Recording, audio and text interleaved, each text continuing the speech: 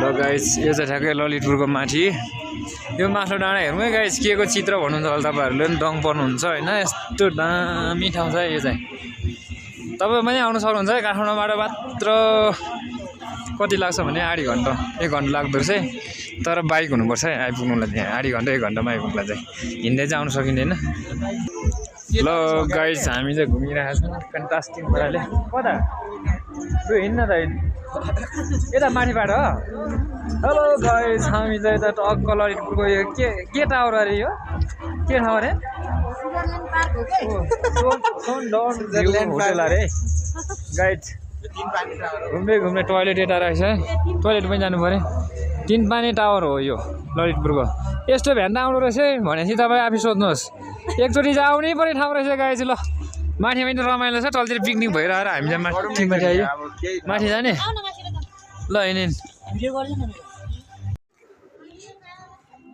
Hello guys हामी चाहिँ ठ्याक्कै यो 3 पाने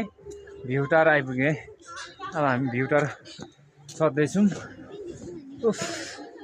तर गाह्रै हुने है हिँड्दै आउँदाखेरि अलिकति स्याहाँ हुँदो रहेछ 3 पाने view tower first of all त यो बस्ने पार्किङ दिस इज पोइन्ट होइन आराम गर्ने ठाउँ पनि हो टावर चाहिँ यो माथिल्लो हो होइन यहाँबाट 1 राउन्ड हान्छ है म त पहिला यो 1 राउन्ड यो बस्ने ठाउँ शीतल गर्मीमा पनि शीतल होइन तर अहिले चाहिँ मौसम अलिक जाडो भएको कारणले गर्दा ठक्क बस्ने ठाउँ टोइलेट वासरुम रहेछ यो चाहिँ यस्तो भयो 1 राउन्ड लाएँ मैले यस्तो दामी यो बोर्ड बनाएको छ यो चाहिँ आउट हुने ठाउँ र इन हुने ठाउँ है यो चाहिँ पोइन्ट अनि यहाँबाट छिरेपछि चाहिँ यो मेन भित्र छिर्ने भित्र पनि रहेछ नि त बस्ने ठाउँ टक्क होइन आराम गर्ने यत्रो ठुलो ठाउँ बनाइदिएको रहेछ गाइस अब हेर्दै जाँदा माथि चढ्दै जाउँ कस्तो छ माथि पनि देखाउँछु गाइस हेरौँ है यहाँबाट चढिँदैछ टक्कसँगले ल मेन भ्यू टावर के ल मेरोबाट नि खिचौँ न मेरोबाटै राम्रो छ ल यहीँबाट हेर्ने भ्यू टावर मेन चाहिँ पोइन्ट भयो भ्यू हेर्नु चाहिँ यो रहेछ ल उयो माथि चाहिँ के रहेछ हेरौँ है त अब मोबाइल अलि राम्रो भएर राम्रै आउँथ्यो होला देखिँदैन रहेछ राम्रो ल गाइस टक्क डाँडा भने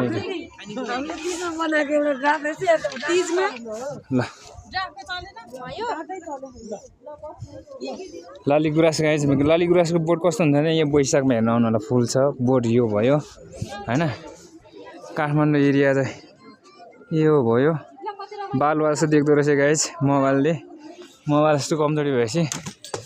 ओहो ल बालुवा जस्तो देख्दो रहेछ होइन ल गाइस यस्तो है ठाउँ छ है बब्बाल छ हेर्नु आउनु सक्नुहुन्छ तपाईँहरू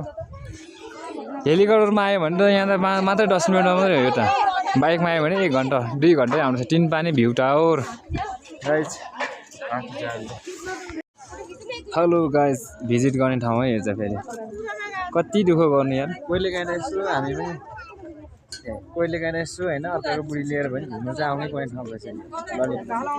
आज चाहिँ म आएको है ललितपुरमा आऊ है गाइस आफ्नो बुढी नभए नि अर्काको बुढी भयो नि लिएर आउँ त्यही भएर पिकनिक स्टाइल हो हामी पनि आइदिएको नि त यसरी पिकनिक पार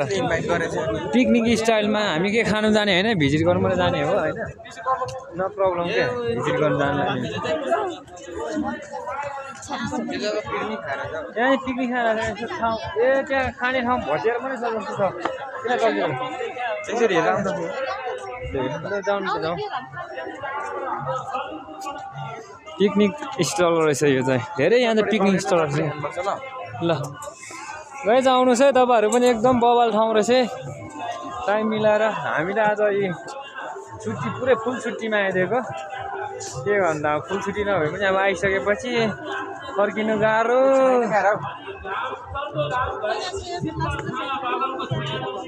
प्रोग्राम हो क्या पिकनिक हो पिकनिक स्टल हो क्या फर्किनु गाइस हामी रमाइलो बबाल ठाउँ छ है गाइस। ल पिकनिक चाहिँ आउनुहोस् है आउनुहोस् तपाईँहरू पनि। हामी त पिकनिक नआए पनि यसरी भिजिट गर्न आएको होइन। यस्तो बबाल ठाउँ रहेछ एरिया। अनि युट्युबरहरूलाई कन्टेन्ट बनाउनु नि हुन्छ। हामी त अब युट्युबर परिएन, सानोतिनो यसो इन्टरटेनमेन्ट मात्रै बनाउनु भिडियो बनाउनु खोजेको हो। दार्जिलिङसँग गोब्रे सल्लाह लाग्यो। त्यो गोब्रे सल्लाहको फोटो यहाँ त मान्छे बोल्ने जस्तो छ तर के हो एक जग्गा आई डोन्ट नो होइन, मलाई पनि थाहा भएन। यस्तो दामी ठाउँ छ पार्कहरूको चाहिँ। ए चिल्ड्रेन पार्क पनि छ यहाँ, बच्चाहरूलाई पनि एकदम घुमाउने ठाउँ, साथसाथै ठुलो मान्छेलाई पनि बबाल ठाउँ छ है। ल गाइज आउनु होला, थ्याङ्क यू सो मच।